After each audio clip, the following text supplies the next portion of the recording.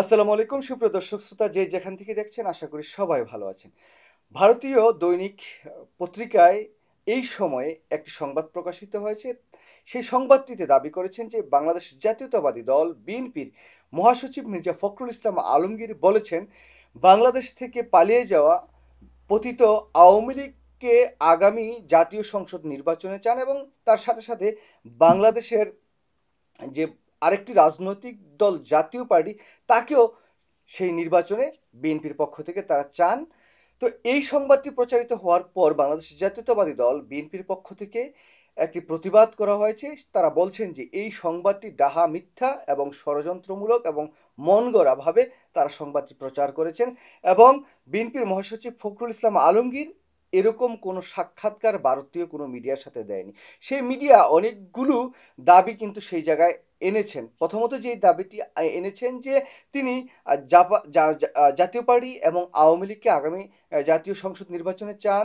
দ্বিতীয় আরেকটি দাবি তারা করেছেন যে জামাত ইসলাম বিএনপির সাথে নাকি দেন দরবার করছেন যে ৩০টি আসনের জন্য সেই সমঝোতাটি হয়নি বলে জামাত ইসলাম এখন নানা তালবাহানা করছেন বা আন্দোলন সংগ্রাম করছেন। তার সাথে সাথে আরেকটি দাবি সেই সংবাদটিতে করা হয়েছিল যে বাংলাদেশের যেই নতুন সংগঠিত হওয়া জুলাই আগস্ট বিপ্লবের মধ্য দিয়ে যে দলটি বাংলাদেশে জাতীয় নাগরিক পার্টি বা এনসিপি, তারা কোনো দলই না এরকম একটি দাবি তিনি নাকি করেছেন। তো বিএনপির পক্ষ থেকে বলা হয়েছে যে মির্জা ফখরুল ইসলাম আলমগীরকে হ্যায় প্রতিপন্ন করা বা তার যে ইমেজ সেটাকে বিনষ্ট করার জন্য ভারতীয় মিডিয়া এই সংবাদটি প্রকাশ করেছে। বাংলাদেশের বেশ কয়েকটি পত্রিকা তার সাথে যোগাযোগ করেছেন এবং তিনি দৈনিক মানব জমিন সহ আরও কয়েকটি পত্রিকায় তিনি কথাবার্তা বলেছেন। সে জায়গায় তিনি বলেছেন যে না, এরকম কোনো কথা হয়নি, তবে আগামী জাতীয় সংসদ নির্বাচনটি হওয়া দরকার, সে জায়গায় গুরুত্বপূর্ণ এবং আওয়ামী লীগের বিষয়টি তিনি তারা বা তার দল থেকে আগে ক্লিয়ার করা হয়েছে যে জায়গায় আওয়ামী লীগের বিচার না হয়ে যদি তারা ক্ষমা না চেয়ে সবকিছু শেষ না হওয়া পর্যন্ত আওয়ামী লীগ আগামী সংসদ নির্বাচনে অংশগ্রহণ করার কোনো প্রশ্নই আসে না।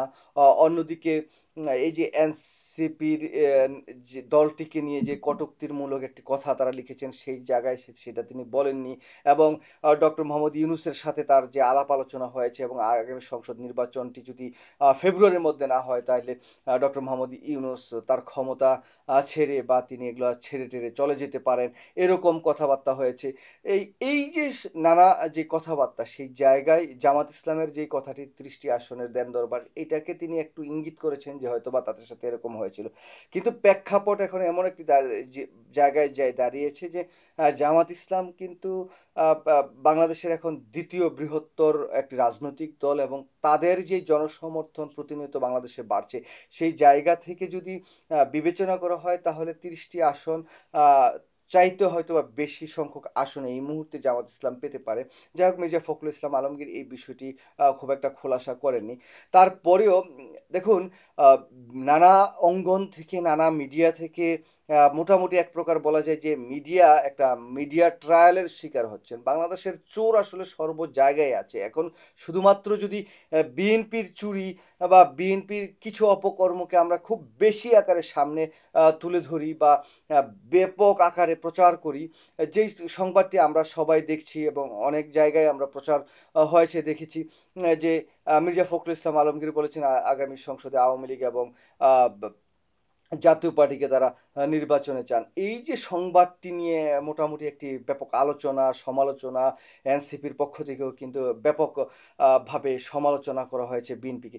তো এই সংবাদটি যে মিথ্যা ছিল সেটা কিন্তু বিএনপির পক্ষ থেকে এবং মির্জা ফখরুল ইসলাম আলমগীরের পক্ষ থেকেও বলা হয়েছে। কারণ প্রতীত আওয়ামী লীগ সরকার যারা বাংলাদেশে জুলাই আগস্টের মধ্য দিয়ে একটা বিপ্লবের মধ্য দিয়ে বিতাড়িত হয়েছেন এবং বাংলাদেশে প্রায় ২,০০০-এর মতো ছাত্র জনতাকে হত্যা করেছেন, প্রায় ৫০,০০০-এরও অধিক ছাত্র জনতা বিভিন্নভাবে তারা কিন্তু আহত হয়েছেন, পঙ্গুত্ব হয়েছেন, অন্ধত্ব বরণ করেছেন। তো সেই জায়গায় বিএনপি সরাসরি আওয়ামী লীগকে আগামী নির্বাচনে চাবেন এরকম একটি যে ন্যারেটিভ দাঁড় করানোর চেষ্টা, সেটা আপনারা ইতিমধ্যেই জানেন যে ভারতের কলকাতায় আওয়ামী লীগ কিন্তু একটি নতুন অফিস খুলেছেন। তো সেই অফিসের আম যে কার্যক্রম সেটারই একটা ফলাফল মনে করি যে এই নিউজটি করার মধ্য দিয়ে বিএনপিকে আরো বিতর্কিত করে বাংলাদেশের রাজনীতিতে আরেকটি অস্থিতিশীল পরিবেশ তৈরি করার একটি প্রক্রিয়া হয়তো পতিত যে আওয়ামী লীগ সরকার সেটা তারা চাচ্ছেন বলে অনেকেই ধারণা করছেন। কারণ তারা এখন বাংলাদেশের রাজনীতিটা করছেন হচ্ছে ভারতের কলকাতায়। আর কলকাতায় ভারতীয় যত গোয়েন্দা সংস্থা আছে তাদের সংমিশ্রণে, তাদের মিলন মেলায় একটি রাজনীতি পরিচালনা করতে গিয়ে ভারতের যেমন উগ্র হিন্দুত্ববাদী যে সরকার তাদের যেই গোয়েন্দা সংস্থার যেই মিথ্যাচার ন্যারেটিভ সেটাই বাংলাদেশে প্রতিস্থাপিত করার জন্যই হয়তোবা এরকম একটি সংবাদ প্রচার করছে।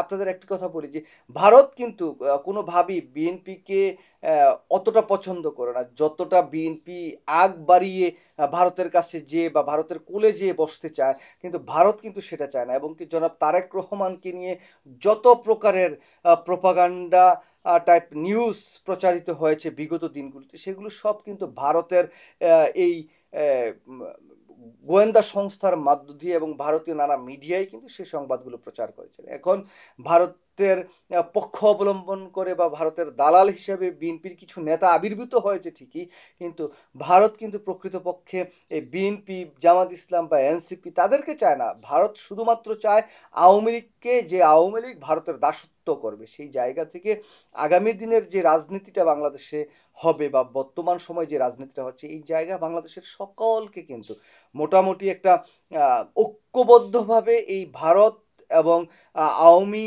যে নেগেটিভ সেটার বিপক্ষে দাঁড়াতে হবে। যদি আমরা একটা মিথ্যাকে নিয়ে নানা অপকর্ম অপপ্রচারে লিপ্ত হয়ে যাই বা কাদা ছোড়াছুড়িতে লিপ্ত হয়ে যায়, সেই জন্য সেটার প্রেক্ষিতে কিন্তু বাংলাদেশের আরো বেশি ক্ষতি হয়ে যাবে। সেই জায়গায় বলি যে আমাদের কিন্তু সবসময় সাবধান থাকতে হবে। যাই হোক, সুপ্রিয় দর্শক শ্রোতা, সবাই ভালো থাকবেন, সুস্থ থাকবেন, নিরাপদে থাকবেন।